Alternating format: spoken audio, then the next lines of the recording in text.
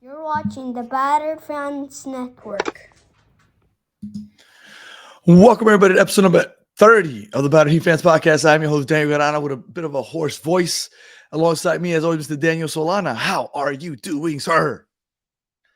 I'm doing great. What a great weekend. What a great weekend for me personally, and also for you, obviously. Inter Miami, the other team that we cover, big win. But dude, the Heat, three losses in a row, man. Three losses in a row. Looks like we're Four out hitting of their that. last five. Yeah, looks like we're hitting that.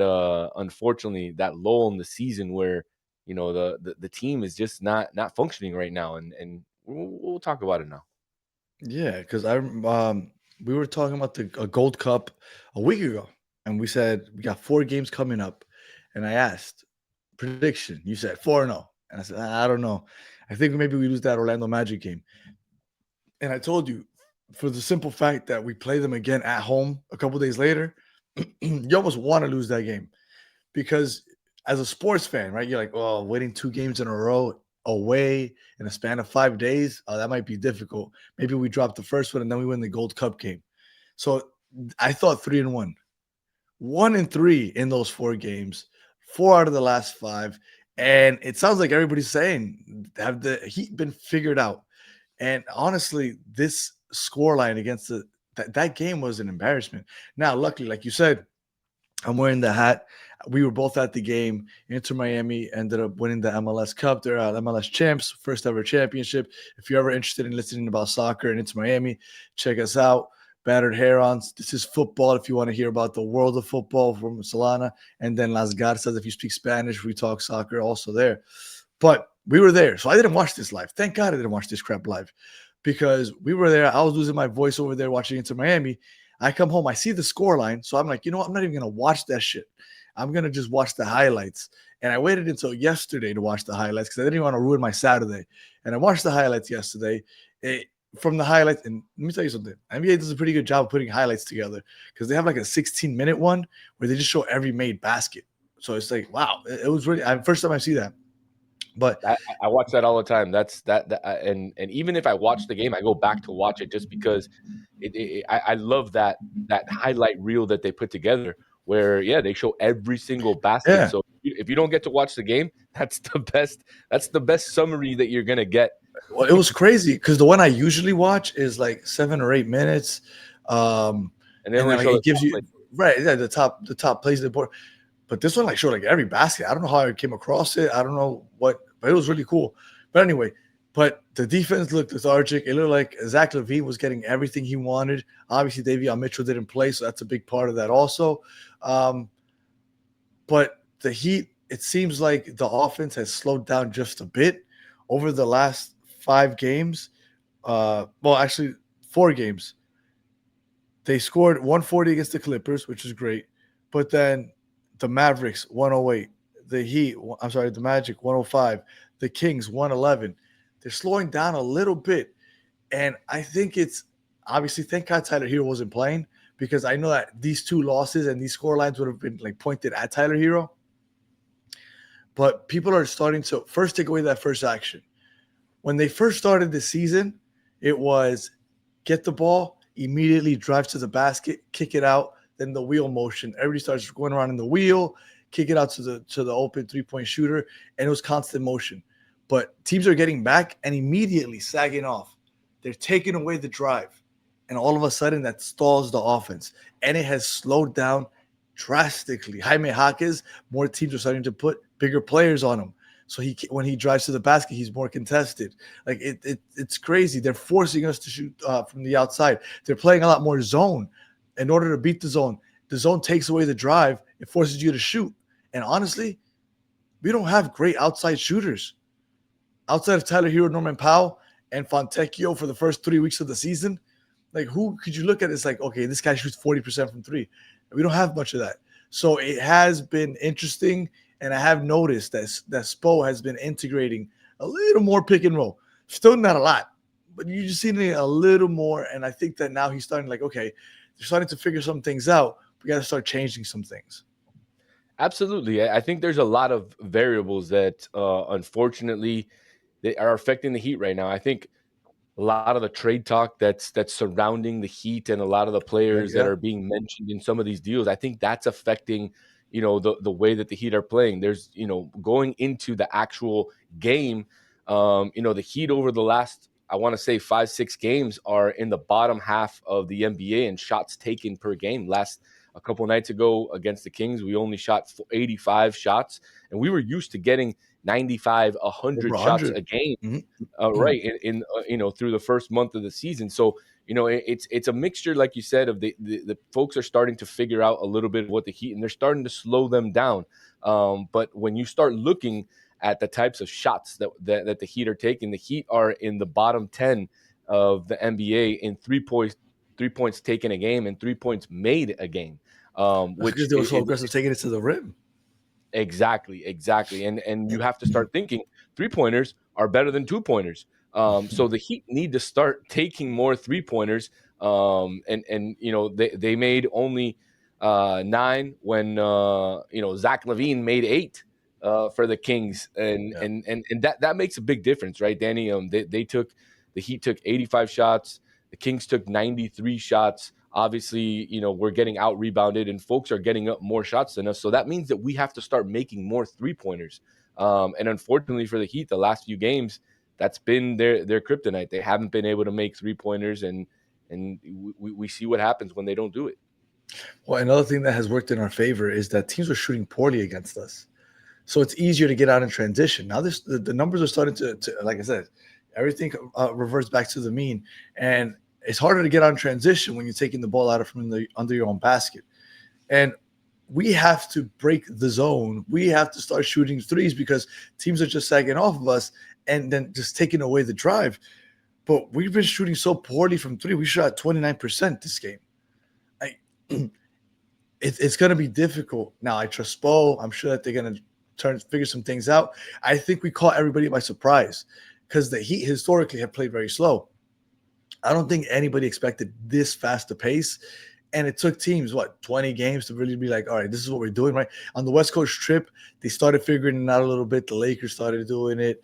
Who else was it? Was it Denver? Like, and then I remember Cleveland started putting the big man on Jaime Jaquez. So little by little, these are professionals. This is what they do. They scout, they figure it out. And now it's the Heat's turn to start trying to figure out how to counterattack all that. But it's been a rough go for the last 5 games. Like I said, lost 4 out of the last 5. If there's a positive to take out of here, Jaime Jaquez finally got going a little bit. Jovic finally had I don't want to say great game, but decent game. Again, a lot of these statistics were during garbage time where the game was already lost. But hopefully a couple of those things. Simone Fontecchio, 4 out of 9 from 3. Hopefully those 3 players that have had a rough go over the last couple of weeks can kind of take this, saw the ball go in the hoop a little bit, and maybe they can carry that over into next couple of weeks because we need it. We need it. Absolutely. Not only do we need it, Danny, but look, this team needs to recuperate some of their players. Davion Mitchell, Tyler Hero, Pelle Larsson, 3 important players for this Heat team over the first 23 games were out. And unfortunately, those are players that the Heat need them in order to win. You need Davion Mitchell. His defense is outstanding. His offense, is coming through, and he gets a lot of assists. He sets up the offense, something that we didn't have last game. Tyler Hero, obviously, everybody knows he's a bucket. He doesn't defend, but he's a bucket. And Pelle Larsson is the opposite. He does defend unbelievably, and he can get you the bucket when you need one. He's been through a little bit of a slump over the last few games, but those 3 players, you need them if you're going to make some noise in this NBA. So over the last 11 games, Udonis sent that text message, that magical text message, and he sent that on November 14th. After that, we won 6 in a row. We were on. Everybody was getting really excited. I was buying in. You were buying in. We need to send another text. Yeah. Everybody's buying in. So after that 6-game winning streak, we've now gone 4-5. I'm sorry, 1-4 over the last 5 games. And it's not so much that they're losing, but you know what? like I was gonna say something, but you know what? The Mavericks, I think that they've turned the corner. One of the better defensive teams. They played better. Detroit, top team in the East. The Magic in Orlando, not a bad loss. This was the bad loss. This was a horrible loss. If it wasn't for getting our ass kicked by the Kings, I'd say, you know what? This isn't as bad as it looks. But no, this Kings loss was embarrassing. It was embarrassing. I'm not even gonna try to sugarcoat it. Like I was gonna try. No, this is a really bad loss. It is. It is. You can't sugarcoat it. Obviously, No, you give up 18 points to Zach LaVine in the first quarter, Danny, he and was that on just fire. he was, but and the Heat weren't on fire, unfortunately. You know, the Heat lacked a lot in that game, but look, we got to start thinking about, we got to start forgetting about what happened over the last few days, and we got to start preparing ourselves for tomorrow, Tuesday, NBA Cup next round game against the same Orlando Magic that have beat us 2 times in a row this season, both in their home court. But I think third time's a charm, Danny, and it happened with Inter Miami. Third time was a charm there where they won. So we have to believe that third time is going to be a charm for Miami. And I think these guys really want to win the NBA Cup. So I think they're going to come out a little bit differently on Tuesday. I think they're going to, hopefully they rested Davion Mitchell, for this Tuesday game. Same thing with Tyler Hero. Hopefully they're back. Tyler Hero's day to day. So I think these guys are going to be ready to come out running through the gate on Tuesday against the Magic, and they'll put all these, the last 4 out of 5 games into the rearview mirror and focus on what's really important going forward. Yeah, and since Tyler Hero's been back, he hasn't scored less than 20 points in a game. We need to see him and Norman Powell together a little more often. We haven't had a chance, obviously, for health reasons, but it'd be nice to see them together. Did you see that the game starts at 6 p.m.? I did. I think That is so weird. that's because the other game starts at 8:30. Oh, but still, 6 p.m. is a rough start time It is. on It on is. a But weekday. I'm gonna I mean, miss the whole game. I'm gonna have to watch it on my cell phone when I'm on my kids' practice. Yeah, that's a rough start time. yeah, I have my kids practice too, but I'm gonna try to convince him and see if he wants to watch the game instead of going to practice. I know that's not the best thing to do if you're a parent. You should definitely take your kids to practice, but this is a big game, and my Yeah. son is a really big Heat fan, so hopefully he'll say, you know what, Papa, that's all right. We don't have to go to practice. I No. want to watch the game with you. I got 2 practices. I got my sons and my daughters. They're not gonna do that for me. All right. So Gold Cup game, big game. If they win this, I think we start feeling a little better, right? Because all of a sudden you move on to Vegas. You're in the Final Four for the Gold Cup, and